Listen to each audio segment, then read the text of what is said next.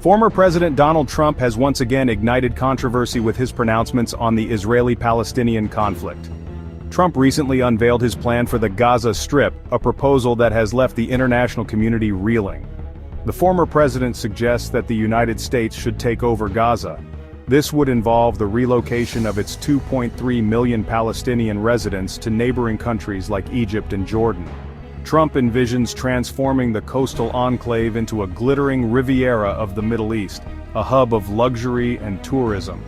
Trump's rationale for this drastic proposal rests on several contentious claims.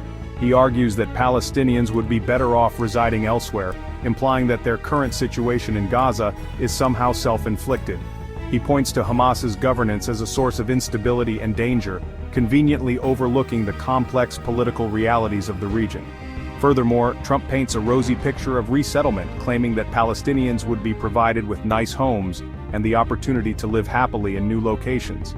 He dismisses any need for U.S. military involvement, presenting the takeover as a seamless and benevolent act. This proposal, however, has been met with widespread condemnation, with critics labeling it as unrealistic, morally reprehensible, and a dangerous escalation of an already volatile situation.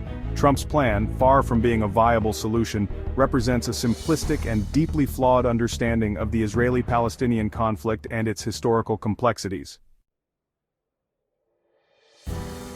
Legal experts have been quick to highlight the myriad ways in which Trump's proposal violates international law. The forcible displacement of civilians, as envisaged in Trump's plan, constitutes a grave breach of international humanitarian law. This principle is enshrined in the Fourth Geneva Convention, which explicitly prohibits the forced transfer of populations from occupied territories.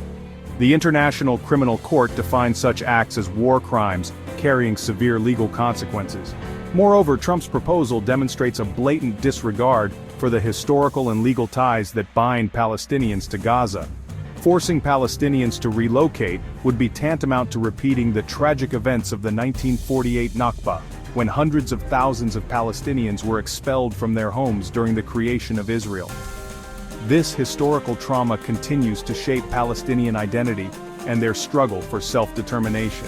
Erasing their presence in Gaza would be a further injustice, compounding the suffering inflicted upon them. Trump's plan, far from being a novel solution, is steeped in a dangerous disregard for international norms and legal precedents. It represents not only a failure of diplomacy, but also a callous indifference to the human rights of the Palestinian people. The international community has responded to Trump's proposal with a resounding chorus of condemnation. Palestinian leaders and citizens alike have expressed outrage and rejection, emphasizing their deep-rooted connection to their homeland. Imad al-Qassas, a resident of Gaza, stated unequivocally, "This is our land, and we will not leave, even if it means we have to resist this plan with all our might." Hamas, the political faction that governs Gaza, has denounced the idea as ridiculous and absurd, reflecting the widespread sentiment among Palestinians. Palestinian Authority President Mahmoud Abbas echoed this sentiment, calling Trump's proposal a serious violation of international law and a dangerous provocation that would destabilize the entire region. Surprisingly, Israeli Prime Minister Benjamin Netanyahu praised Trump's comments as innovative and worthy of consideration. Netanyahu's endorsement, however, is rooted in Israel's own security concerns and its long-standing desire to see Hamas removed from power in Gaza. Despite his positive rhetoric, Netanyahu has yet to offer any concrete support for Trump's plan, likely aware of the logistical and ethical nightmares it presents. Neighboring countries including Egypt, Jordan, and Saudi Arabia have also voiced their strong opposition to the proposed relocation plan. While these countries maintain close ties with the United States, they have made it unequivocally clear that they will not be party to any scheme that involves the forced displacement of Palestinians. Beyond its moral and legal shortcomings, Trump's plan is riddled with practical obstacles that render it all but impossible to implement.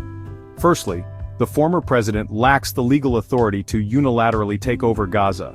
The United States does not have jurisdiction over the territory, and any attempt to assert control would require the consent of both Israel and the Palestinian Authority, a highly unlikely scenario. Secondly, the logistics of relocating 2.3 million people are staggering and fraught with challenges.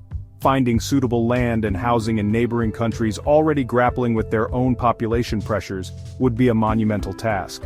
The financial costs of such an undertaking would be astronomical, and it is doubtful that the international community would be willing to foot the bill for a plan that is widely viewed as unjust and ill-conceived. Finally, Trump's vision of transforming Gaza into a thriving tourist destination ignores the deep-seated political and economic issues that plague the region. Decades of conflict, occupation, and blockade have left Gaza's infrastructure in ruins and its economy in shambles.